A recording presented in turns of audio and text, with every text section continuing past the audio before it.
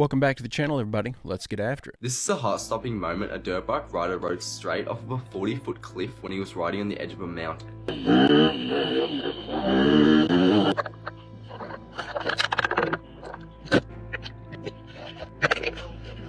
The 25-year-old man, Adrian Olm, was left with minor injuries and he was fortunately able to walk away from the accident alive. What's the scariest close call with death you've ever had? Let me know in the comments. He's lucky that bike didn't land on him. I'll just have to say right here, just to make sure this video doesn't get taken down, do not attempt. This was performed by a professional. Do not attempt to drive your dirt bike off a cliff. So I got this from Tim Kennedy, this story of an absolute alpha male. This bull shark in Pensacola attacked a 7-year-old. No. He rushes into the water, grabs the shark, pulls the shark to shore, beats it to death, and then rips it open to get the arm back. Whoa! They were successful in reattaching the arm because he rushed the water and pulled a shark out. Who did? The 7-year-old? His uncle. You know what? Give me back dude, my I arm. would do that in more. Oh, I would yeah. go Isn't find that- that shark's mother. While your arm was bitten off? No, if it was one Oh, of my yeah. kids, Yeah. dude, game over. That's great. For True, that whole true family. story. That's like that pure adrenaline. Think about fighting a big fish, Yeah. like on a fishing pole. It's hard enough to get something that big to shore. So this guy just went in and got it done. Imagine how scared that shark must have been. I'm sorry! Okay, I thought it was a fish! Take my fin! It's pretty amazing how we can reattach body parts. It kind of creeps me out. I feel Really? like if it came off, it should probably just. I don't know. That is the ultimate cool uncle story. That dude's never going to have to buy another birthday present for his nephew for the rest of his life. He's got the ultimate gift. He gave him his arm back. I'm here to uncover a very clever deception and expose some gatekeepers on ancient aliens. There is a record of technologies that existed on Earth, of civilization more advanced than we are now. And the question is, were there some use of some type of electrogravitic levitation technologies that were used? It's called electrostatic propulsion or ion propulsion, and it's an unconventional propulsion system that is used to levitate and propel. Unconventional propulsion systems are anti-gravity craft, which use magnetism, electrostatics, and then the theoretical one is warp drives, which this is the one that hasn't been proven, it hasn't been demonstrated on the micro or macro level, but electrostatics sure has. A lot of UFO sightings involve these triangular spacecrafts, which just so happen to have a US patent. That's right, this is a spacecraft having a triangular hull with vertical electrostatic line charges on each corner that produce a horizontal electric field parallel to the sides of the hull. This field interacting with a plane wave emitted by antennas on the sides of the hull generates a force per volume combining both lift and propulsion. And they've been spotted everywhere, let me tell you. There's videos, pictures, and all the like. How I even found these triangular spacecrafts was I had a dream and I saw this exact craft, and in my dream I saw something that looked like this along with those triangles in the sky, which this is the Black Knight satellite by Billy Carson. He talks about that exact craft in an entire book, which he has another book about the Emerald Tablets, which I heard that the Freemasons had to read the Emerald Tablets in order to be a high-level Freemason, but who knows? There have been civilizations far advanced beyond where we are, that for which we have very little record. And when that record is found, I think it's kind of swept under the carpet. It was interesting. There were years ago when they did the Mars images, and they found that there were these obelisks and strange-looking objects on Mars. Other scientists there, and they said, "Yep, it's been pixelated out for the public, but there are structures there." They talk about blurring out images on Mars. Well, why didn't they pixelate this? Because when you zoom in, you see a freaking little fly. They didn't pixelate that one for you. Oh, and you know who Carol Rosin is, who whistleblowed on behalf of Werner von Braun about the staged alien invasion? Who's that?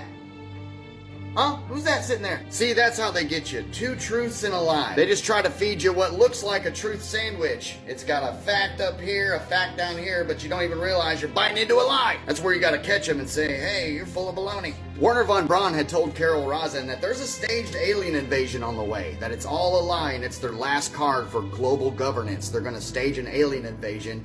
But then Carol Rosin goes on to say, no, we need to befriend these things because they can solve the climate crisis and the energy crisis. Are you seeing the two truths and a lie now? It's like, yeah, they are staging an alien invasion, but the thing is we need to befriend these beings because they could solve these crises that we made up in the first place. They're trying to reintroduce, I believe, the fallen He angels. says, yes, but you don't understand how powerful that this information is. I said, why? He says, if this was disclosed, it would collapse the fundamentalist orthodox belief systems of every religion on earth. I said, what? This science and this evidence is being kept secret for religious reasons? He says, yes. You keep referring to the Smithsonian, saying that they don't release ancient technology because they're in fear of crumbling the foundation of religious belief. Yet the Smithsonian are the ones who swoop in on pontiological records and cover up all the giant human remains that have been found. You'd think if they're worried about solidifying or crumbling religious belief, they would put giants on display at the Smithsonian to prove the Bible to be true. You see, it's becoming evident what they're trying to feed us. And this is a way to just gear your minds toward aliens when really the fallen angels have a lot to do with what we're seeing out here. This science and this evidence is being kept secret for religious reasons? He says, yes. Look at this mischievous little smirk he does. He's just like... Another side note, isn't it funny when it comes to anti-gravity craft, the magnetics have been proven, the electrostatics have been proven, but then when it comes to the theoretical warp drives, they can't scale that because it involves space-time bending. So it involves the theory of gravity as it stands, Einstein's theory of relativity, the bending and warping of space-time. So warp drives are the only one that remains theoretical. Weird. Dr. Greer, I'm convinced, is a grifter. I used to have some respect for him, but I started noticing in every speech that he gives, his go-to is, oh, well, I can't answer that because that information is too dangerous to release to the public. He doesn't have any information. He's just trying to ride his 15 minutes of fame and stay in the light as long as he can. Is the guy in the loop, in the know of what's going on? I think he probably is, but I think that he is probably a plant that's been sent out to get on all these podcasts and give a bunch of misinformation and stuff to confuse the public. That's my takeaway on Dr. Greer. Hey, if you're enjoying this video and you like this kind of content, I make a new one just like it every other day. It'd be awesome if you'd hit that subscribe button and come back in a couple days to join me. It's funny that the history books, up until recent times, depicts the only really means of transportation are those dusty old Model T Fords or horse and buggy. They never showed the many awesome, innovative crafts the old world had that moved them. I believe the main reason behind that, aside from the many examples of our hidden history, but it's the alternate fuel sources so many of these relied on, like the horseless carriage here. It was a horseless driver with a robotic driver, and it was powered by steam. Steam-powered vehicles, compressed air vehicles, electric vehicles were quite prevalent before gas-powered vehicles came along. But seeing all these vehicles, rough concepts or otherwise, shows just an immense amount of innovation the old world had. Even remote control tanks. And now everything's so commercialized and bland. Would have been a great time to be alive to see some of these in action. Question everything, friends.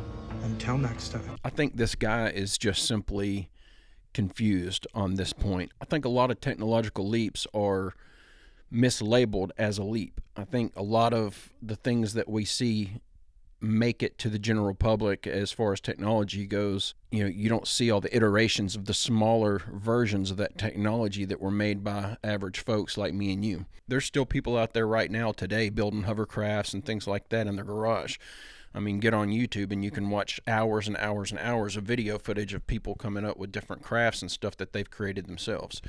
So this stuff still goes on. I think he just happened to find a bunch of old photos of people experimenting with different things and incorrectly attributes it to lost technology. I think a lot of this stuff was just people tinkering. One of the big theories of the coming eclipse is that this eclipse is like a lifting of the veil to show us the world as it really is, like the movie They Live. Now, have you heard about the demon face syndrome? Yeah, it's a disease where people see demon faces on people. Now, have you seen the photos from the Lana Del Rey concert where her and all her performers had demon faces?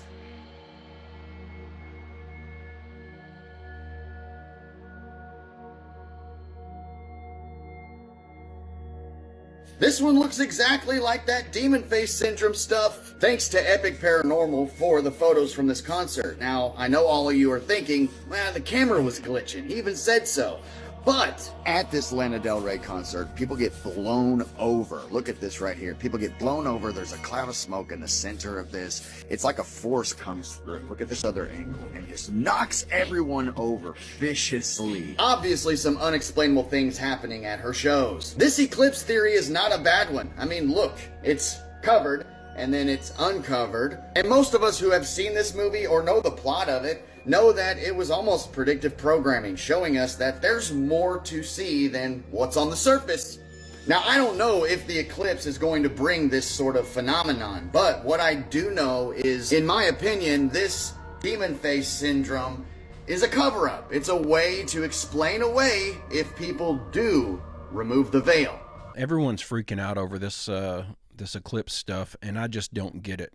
I don't think that there's some dark, mysterious thing that's going to follow the eclipse. I don't think that this is going to lift the veil and suddenly we're going to everyone see everyone with demon faces. That doesn't make any sense at all. The only thing that I find suspicious about it is the fact that so many towns are declaring it a state of emergency and calling in the armed forces and stuff like that to help patrol the areas and stuff where this eclipse is going to pass over in certain towns. Now, I happen to live in Hopkinsville, Kentucky during the last total eclipse, which it passed right over us, the eclipse did, so I got to see it in totality. There was no National Guard. There were no announcements to stock up on supplies beforehand. There was no state of emergency declared. So what is so different about this one? Why is it being treated with such fear? It doesn't make any sense. Welcome to the most deceptive age in history. Right now, you could be deemed crazy for using the term, do your own research. Yeah, that's discouraged now. You can be made fun of for saying it and for doing it. This is trust the experts era, okay? So, Antarctica, right? We've got people saying that Antarctica does not have an ice wall and you can independently explore there. Well, it absolutely does have an ice wall. That's what Operation High Jump was all about. High jumping over that ice wall to explore in the 1950s. By the way, it was only discovered in 1820, Antarctica, right? So no one's really went there. And you talk about, oh, they've known the Earth was a globe for centuries. They didn't even know Antarctica was there. So how would they know this ball connects somewhere? Okay, just beyond all that. Antarctica has the highest elevation on average than any other continent in the whole world. Okay, 9,000 feet. All right, that's the overall elevation of Antarctica, the highest elevation anywhere. Sounds like an ice wall. Looks like an ice wall. Man, maybe it quacks like an ice wall. Also, we've tried by sea and by air to get to Antarctica, and we get turned around each time. Yeah, we've had people call the central station in Antarctica to try to make travel plans to go independently explore. And they say, no, we're going to have to pass you up to a higher form of government to get some clearance there. But you won't get it. No. Instead, they'll sell you a $10,000, $15,000, $20,000, $30,000 tour that you can go guided, by the way, with a tour guide to the outer islands. And just inland, a smidge, a few feet. Now, let's talk about that. Is that independently exploring Antarctica? No, it ain't. It's actually being guided to show you. Huh? To show you what? Yeah, that's right. To show you freaking nothing. In fact, they take you over to Deception Island. That's where you do a lot of your touring and looking around.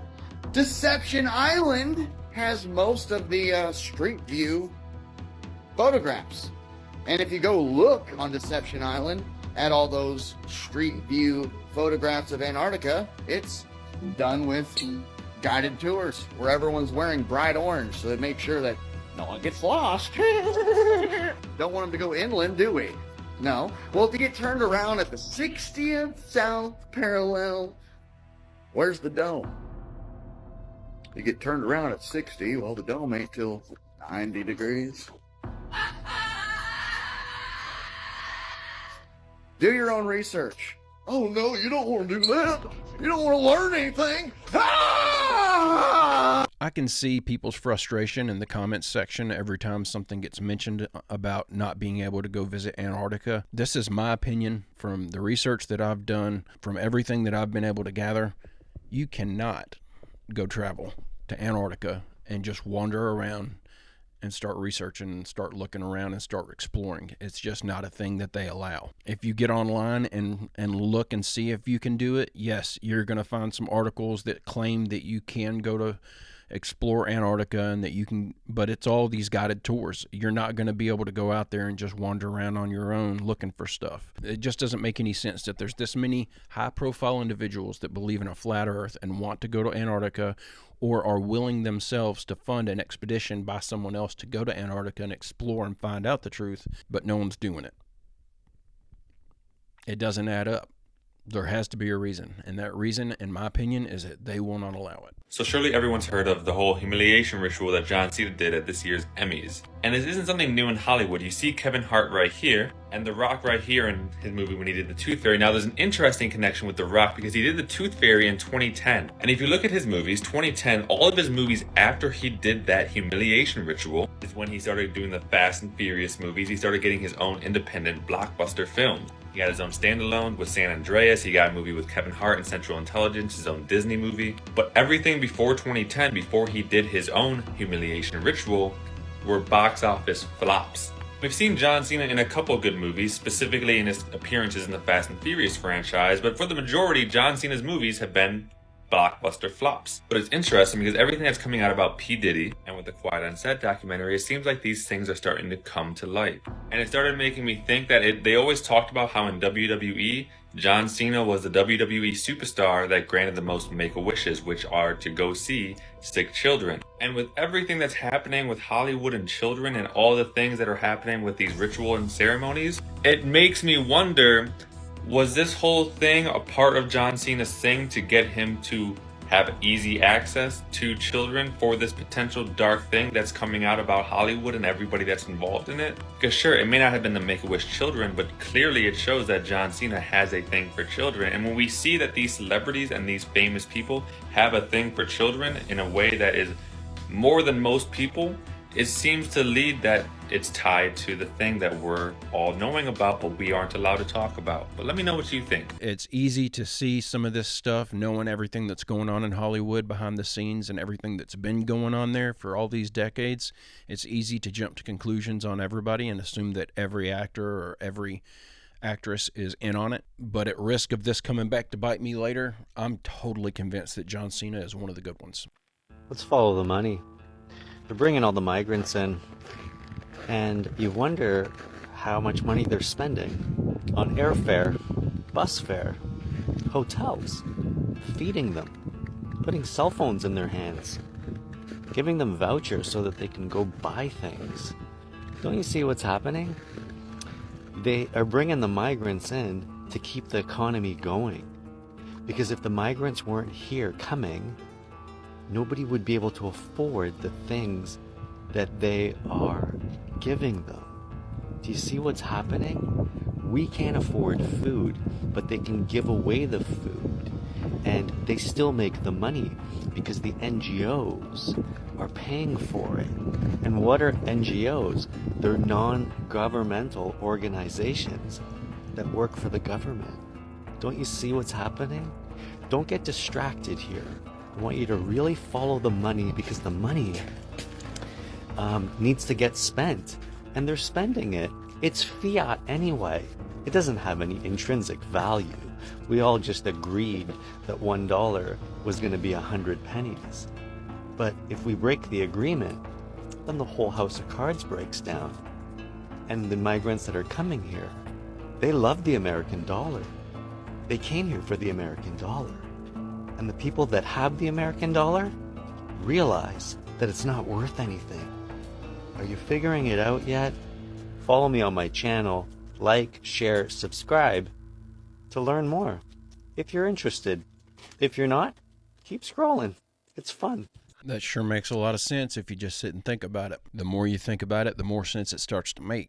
Alcohol means body eating spirit, al-Kul in Arabic, hence why vodka is called spirits. Jinn is a jinn, which are invisible creatures in early religions. This is where jinx comes from. When you jinx something, it means bad luck, because the spiritual planes is what they are hiding from you. They want you to believe everything is just physical. Jay-Z's alcohol brand has a Knight Templar symbol called the Cross of Lorraine, which is one of the highest orders of Freemasonry. Alcohol destroys the connection between your oversoul and your physical body by destroying brain cells, which then makes you more vulnerable for demons to enter your electromagnetic field and take control. Society is being ran by an ancient dark cult which uses black magic and the dark usage of alcohol.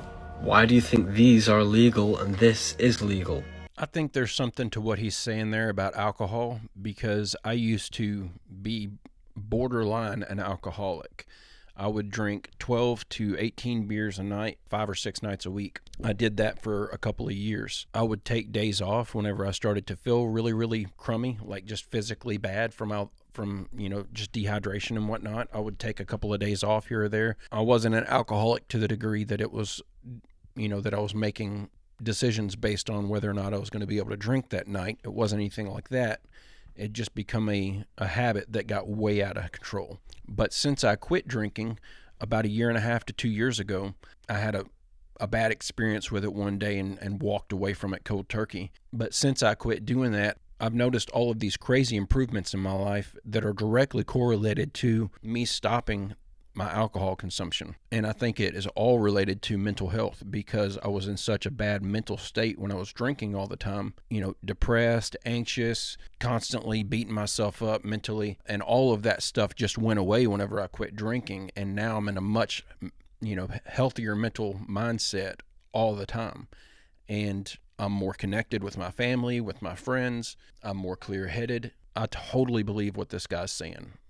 Just because I lived the experience of what he's trying to say can happen to you with alcohol.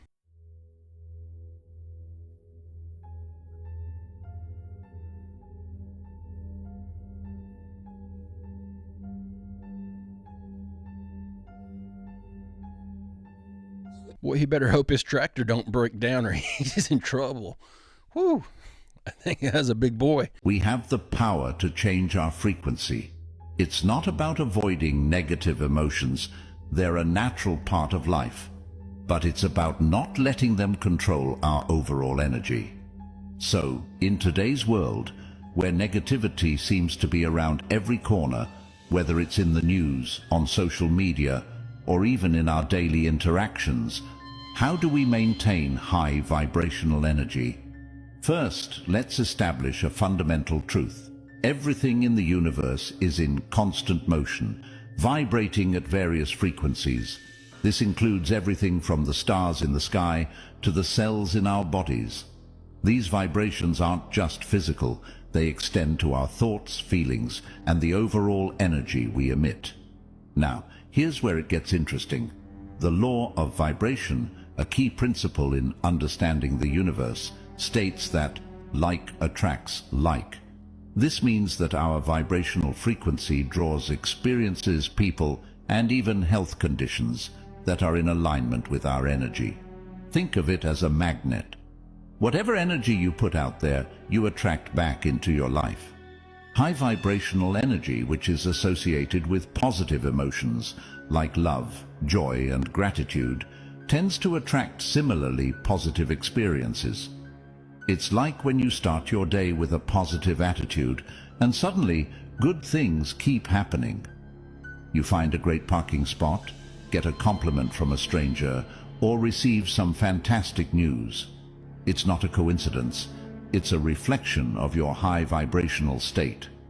On the flip side, low vibrational energy, linked to negative emotions like fear, anger, and jealousy, can attract more negativity into your life. Ever noticed how a bad mood can spiral into a really bad day? That's low vibrational energy at work, pulling in experiences that match its frequency. But here's the empowering part. You have control over your vibrational state. While we can't control everything that happens to us, we can control how we respond. Our thoughts and emotions are powerful tools for shaping our vibrational frequency. By consciously choosing positive thoughts and emotions, we can raise our vibration and, in turn, start attracting more positivity into our lives. This concept is beautifully illustrated by the analogy of a garden. Think of your mind as a garden and your thoughts as seeds. Positive thoughts plant the seeds for beautiful flowers, positive experiences, while negative thoughts plant weeds, negative experiences. That completely makes sense, and I'll even take it a step further and say that the negative or positive emotions that you are experiencing can transfer onto someone else, because I can be having the worst day and my wife can get home from work and walk in, and if she's having a really good day, it can change my mood like that. Seeing how good of a day she's having will rub off on me, and I'll start having a better day. I'll start experiencing her positivity, and before I know it, my whole day has changed. My whole mood has changed. I've shifted, and I'm riding her wavelength. I'm positive again where she's at. It's fascinating how those things can spiral, how you can have a snowball effect of negative emotion or positive emotion. And even more fascinating how that snowball effect can jump from you onto someone else and create a negative or positive reaction in them.